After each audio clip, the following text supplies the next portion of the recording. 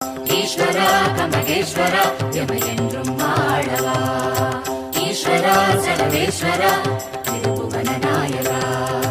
ஈஸ்வரா கமகேஸ்வரா எமையென்றும் வாழவா. சக்தி ரூபமாய் தோன்றும் சிவனே சரவேஸ்வரனே, சந்நிதி அழகாய் திரிபுவனத்தை ஆளும் ஹரனே. சக்தி ரூபமாய் தோன்றும் சிவனே சரவேஸ்வரனே,